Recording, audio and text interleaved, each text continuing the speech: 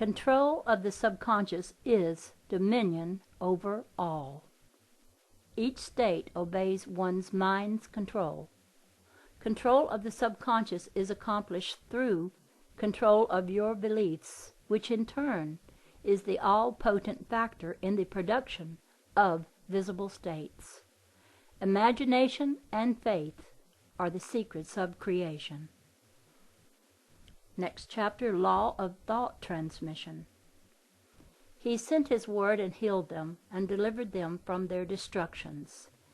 He transmitted the consciousness of health, and it awoke its vibratory correlate in the one toward whom it was directed. He mentally represented the subject to himself in a state of health, and imagined he heard the subject confirm it. For no word of God shall be void of power, therefore hold fast the pattern of healthful words which thou hast heard. To pray successfully, you must have clearly defined objectives. You must know what you want before you can ask for it. You must know what you want before you can feel that you have it. And prayer is the feeling of fulfilled desire. It does not matter what it is you seek in prayer, or where it is, or whom it concerns. You have nothing to do but convince yourself of the truth of that which you desire to see manifested. When you emerge from prayer, you no longer seek, for you have.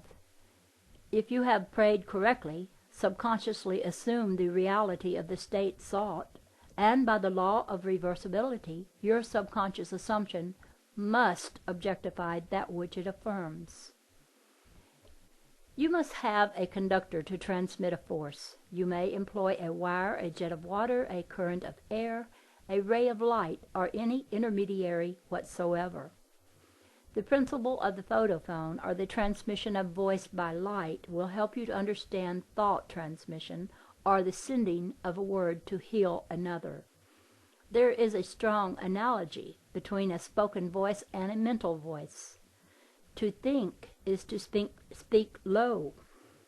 To speak is to think aloud. The principle of the photophone is this. A ray of light is reflected by a mirror and projected to a receiver at a distant point.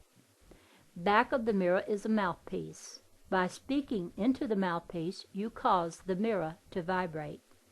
A vibrating mirror modifies the light reflected on it. The modified light has your speech to carry, not as speech, but as represented in a mechanical correlate. It reaches the distant station and impinges on a disc within the receiver.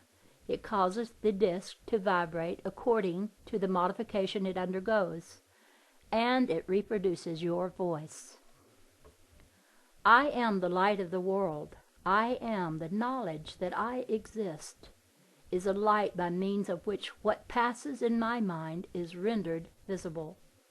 Memory, or my ability to mentally see what is not objectively present, proves that my mind is a mirror, and so sensitive a mirror that it can reflect a thought. The reperception of an image in memory is in no way differs as a visual act from the perception of my image in a mirror. The same principle of seeing is involved in both. Your consciousness is the light reflected on the mirror of your mind and projected in space to the one of whom you think. By mentally speaking to the subjective image in your mind, you cause the mirror of your mind to vibrate. Your vibrating mind modifies the light of consciousness reflected on it. The modified light of consciousness reaches the one toward whom it is directed and impinges on the mirror of his mind. It causes his mind to vibrate according to the modifications it undergoes. Thus, it reproduces in him what was mentally affirmed by you. Your beliefs, your fixed attitudes of mind constantly modify your consciousness as it is reflected on the mirror of your mind. Your consciousness, modified by your beliefs, objectifies itself in the conditions of your world. To change the world, you must first change your conception of it. To change a man, you must change your conception of him. You must believe him to be the man you want him to be, and mentally talk to him as though he were. All men are sufficiently sensitive to reproduce your beliefs of them. Therefore, if your word is not reproduced visibly in him toward whom it is sent, the cause is to be found in you, not in the subject. As soon as you believe in the truth of the state affirmed, results follow. Everyone can be transformed. Every thought can be visibly embodied. Subjective words, subconscious assumptions, awaken what they affirm.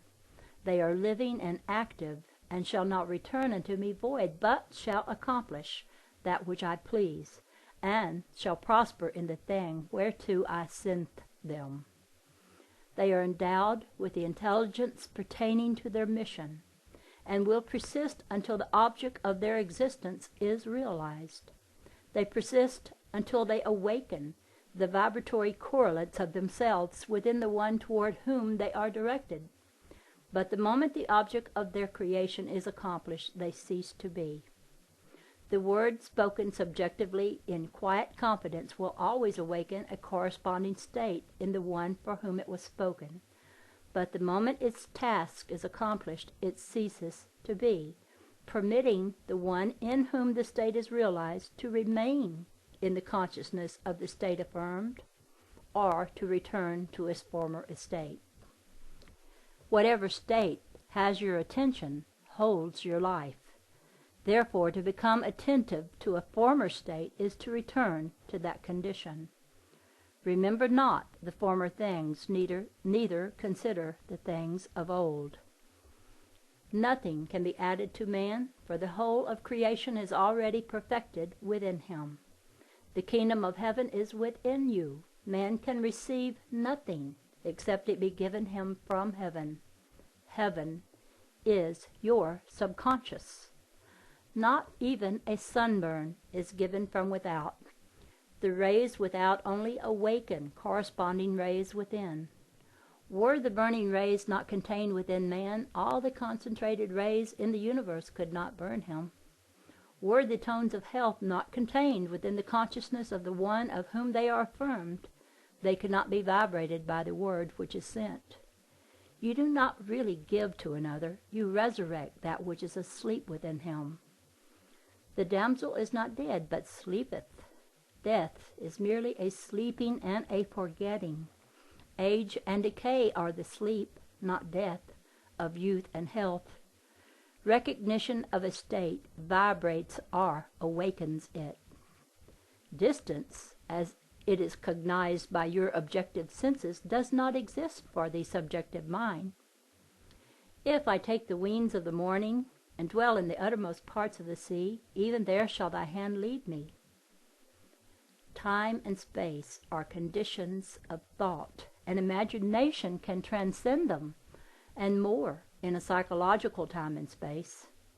Although physically separated from a place by thousands of miles, you can mentally live in the distant place as though it were there. Your imagination can easily transform winter into summer, New York into Florida, and so on. Whether the object of your desire be near or far, results will be the same. Subjectively, the object of your desire is never far off. Its intense nearness makes it remote from observation of the senses. It dwells in consciousness, and consciousness is closer than breathing and nearer than hands and feet.